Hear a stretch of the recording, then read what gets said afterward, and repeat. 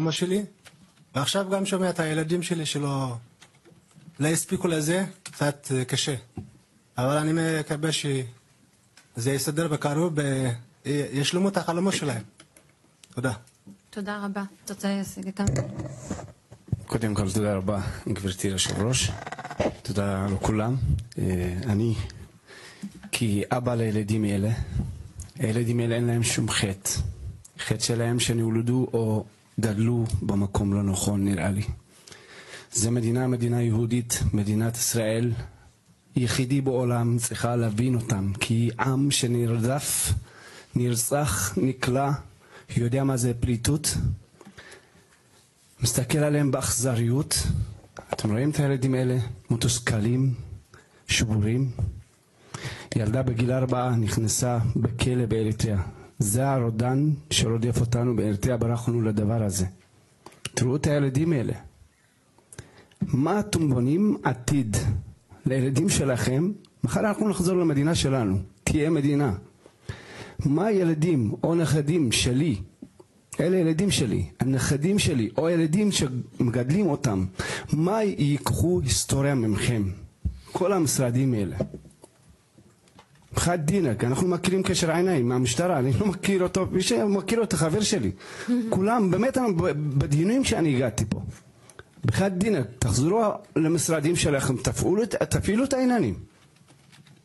זה פשוט. משטרות קהילתיות סובלות. נהן אתם רוצים שלכם? אסיר מבעבע. אסיר מבעבע, אני אומר לכם כיושב ראש של הקהילה. אסיר מבעבע צעירים במצב לא טוב. אתם רואים את שיקגו שהיה? מקסיקו הולך להיות ככה. אין להם עתיד. מה יש להם עתיד? לקחת משהו קיצוני כזה צריכים לתפאר. אין להם אחרת. בבקשה מכם. די. נבוא עד שדיון יזמינו אותנו ונגיד עוד פעם זה הם אשמים, זה הם אשמים. בחד דינק. תעשו את עבודתכם.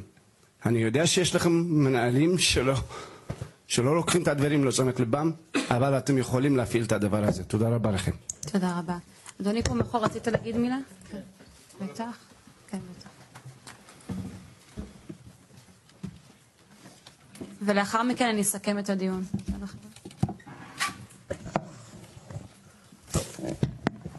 שלום, תודה רבה קודם כל להזדמנות. לא קיבלנו הזדמנות כן לדבר במדינה שלנו. רק שמך אדוני? אני ברהט עמה, אבא של 3 ילדים. הילדה שלי מסיימת עכשיו, היא לומדת באור סינגולוגסי. היא סיימה את התיכון, היא נמצאה כן כמו הילדים, אנחנו רואים אותם. הילדה כן נרשמה, קיבלה אישור כן לדבר פה, אבל הילדה לא רצה להגיע לכאן. אמרה כן, אני למדתי 12 שנה וחשבתי יש לי עתיד לעשות משהו. בשביל מה אני הייתי 12 שנות כן במשרד החינוך. אם אני ידעתי כן, לא היה לי מסלול, לא הייתי למדת. ככה אמרה לי, היא לא באה. אני אבא, זה אחראיתי, הייתי משקר לה, כן?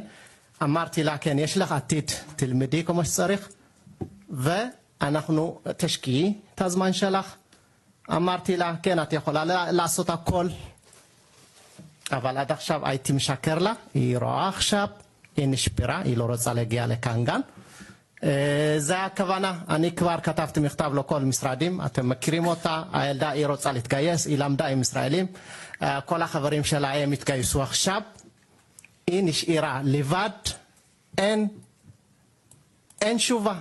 אני כתבתי מכתב, כן, גם לכולם, המכתב נמצאת במשרד שלכם, היא לא רוצה להתגייס, היא רוצה ללמוד, היא רוצה לתרום, אבל גם אתם לא משתמשים בנו גם לתרום. אנחנו פה. אנחנו לא נלך למקום אחר. עד המדינה שלנו יהיה שינוי.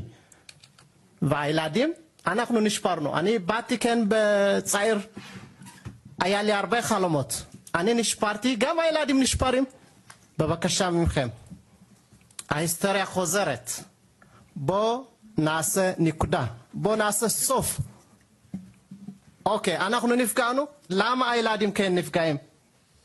אנחנו נשפרנו, אבא ואמא, הילדים גם נפגעים. הילדה שלי היא נמצאת עכשיו בכיתה ח', אמרה לי, אמא אריאם, כאילו הילדה הגדולה, לא נותנים לה, בשביל מה אני ממשיך? זה הכוונה. אחר כך אם אנחנו לא נעשה משהו, הילדים יהיו פושעים. תודה. תודה רבה, תודה. לפני שאני מסכמת את הדיון, אני רוצה רגע נגיד משהו גם שהייתי צריכה אפילו לפתוח איתו. אני זוכרת שכשהגעתי לחמ"ל הגדול ביותר שנפתח אחרי האסון שקרה לנו, של המטה האזרחי, ופתאום ראיתי קבוצה של המון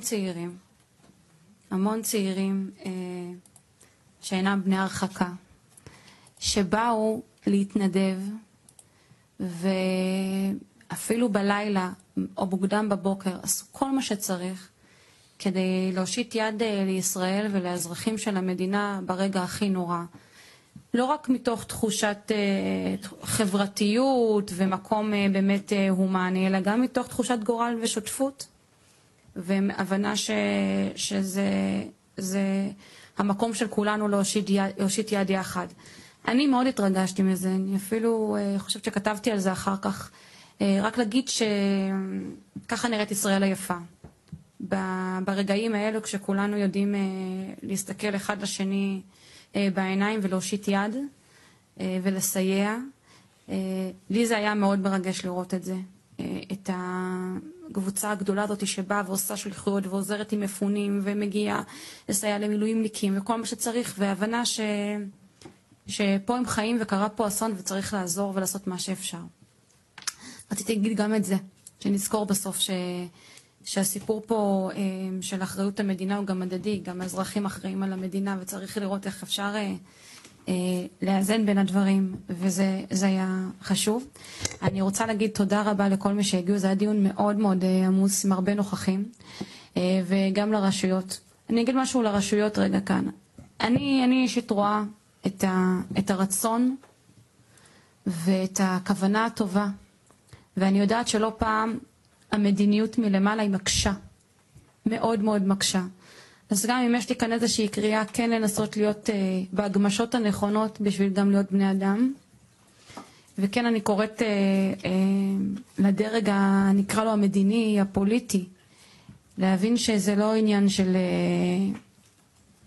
אג'נדה, זה פשוט דברים בסיסיים שהמדינה צריכה להכיר בהם ולעשות אותם. אין שום היגיון במדיניות שהיא פשוט גם פוגעת בצעירים הללו, אבל גם פוגעת במדינה. זה פשוט, זה משהו שהוא חבל שהוא מתקיים. ואני רוצה להגיד שאני מאוד מקווה שנראה פה תוצרים ואיזושהי התקדמות כבר בתקופה הקרובה, שלא לדבר על הסוגיה הגדולה של סוגיית המעמד, אבל אני חושבת שגם בתוך זה כל כך הרבה חסמים שהם פשוט, גם אם הם היו נכונים בגלל סיבות מאוד מסוימות, אין להם שום מקום היום, וחייב לפרק אותם. אני מאוד מקווה שהחוק שעבר יסייע להסדיר הרבה מהחסמים שישנם, כי אכן אנחנו רואים שהרבה מתחבר לזה. אין יותר את הסוגיית זיהוי, אז אין סיבה למנוע שירותים בסיסיים, סוציאליים וזכויות בסיסיות, שפשוט לא מתכתבות עם המהות של מהי ישראל. אז אני אקריא את סיכום הדיון ברשותכם, ותודה רבה. שני, רצית להגיד משפט לפני זה? מהמם שהייתה הזדמנות לכל הצעירים שהגיעו לדבר, ואני חושב שהדברים שלהם מהדהדים. אנחנו גם נהיה בקשר לדיוני ההמשך בהמשך. סיכום והחלטות ועדה מישיבה בנושא מצבם של צעירים זרים שאינם ברי הרחקה. הוועדה פונה לראש הממשלה ולשר הפנים לפעול להסדרת מעמדם של צעירים זרים שאינם ברי הרחקה, כפי שהיה נעשה בכל מדינה מערבית אחרת כשמדובר בשהות של שנים רבות.